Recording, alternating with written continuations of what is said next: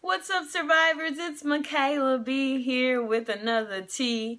Now, one thing I've learned in my 26 years of life is to stop and pause before you speak on sensitive subjects. So I took myself a couple of days and I finally have decided what I want to say about this crazy episode. So this is a recap for, I guess, episode 6. Not sure which one it is, actually. But it's the one where, our Zeke episode. We're going to skip past most of it. Yeah, there was a reward challenge. Lost it. Didn't get to eat the pizza. Yeah, we saw, my Mana tribe having a heartfelt moment. And I was not interested. I got other things to think about. But fast forward to the most earth-shaking part of this episode, which was his tribal council, where essentially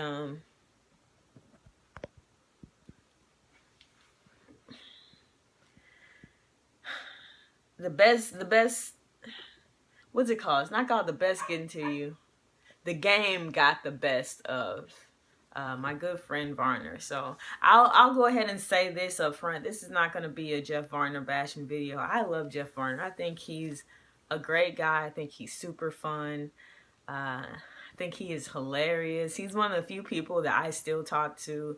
And this whole deal has been over for about a year now. But I don't think I know that Jeff is a great person, just like I know that Zeke is a great person. But in this case, there's no one in the world who doesn't realize that a mistake was made.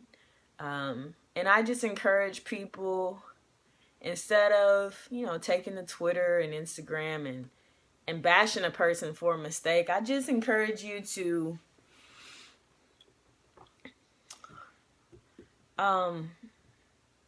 understand the okay, before I say this, I'll say, yes, it was wrong. We all are on one accord about that. There is no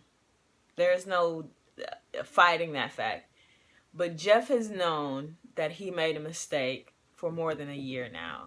So for the people that feel the need to take to Twitter or take to Instagram or take to the internet, say negative things, for the people who feel the need to make decisions that impact Varner's life and livelihood, I encourage you people to just understand the fact that when you haven't eaten and when tensions are high and when you've paused your entire life for one purpose, and this one thing that you're in pursuit of can change your entire life for the better, when you're under different influences, when you're paranoid, when your mind is not its sharpest, and when you're desperate, you can make some decisions that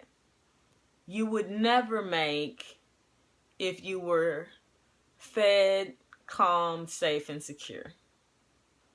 And this is simply one of those times where, unfortunately, a decision was made, and it was the wrong decision at the wrong time in the wrong environment. And typically, when we make mistakes, y'all, typically they're not aired nationally and internationally. Typically, millions of people are not involved in our mistakes, and typically, a word that we say doesn't stick around and haunt us forever.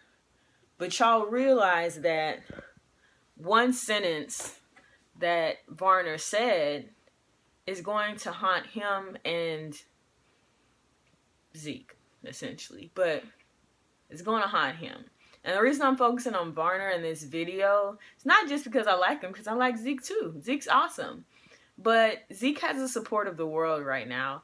And I just have always found it quite interesting how just regular everyday people are so quick to hate on somebody who makes a mistake, as though regular everyday people don't make mistakes in their regular everyday lives. So this is just a video that's meant to send Varner some love, number one, but number two, just encourage people to recognize that you can give support to Zeke without giving hate to Jeff Varner. And that's the main point. Like, this man knows he did a wrong thing. He's been apologetic for it for more than a year. If he could take those words back, he would take them back in a heartbeat. But he can't. And that just is what it is. So if you think about a mistake that you had a mistake that you made in private, that you felt bad about, that you had regret about, just think about in that moment when you made the mistake or you realized it was a mistake, did you need 1 million people around the world co-signing on your mistake? Or did you need a little bit of grace in that moment? Did you need somebody to tell you, man, that was a bad thing, but that doesn't make you a bad person? I think that's what Jeff needs now. And I want to be that voice for him. So for all the people that want to hate, write a letter and send it to yourself. Because nobody needs more negativity in the world, people. But just show some love. You know, this is an interesting weekend for this episode to have aired attached to Easter weekend. Because this weekend's all about, you know, somebody who extended some grace towards a bunch of people who said and did lots of nasty things to him. Right? And he extended the ultimate level of grace. So we're not asking anybody to take the sins of the world on their shoulders. I'm just saying, hey, forgive this man of one thing that he's done and move on to the next things. There are going to be plenty of awesome episodes of Game Changers and other Survivor left.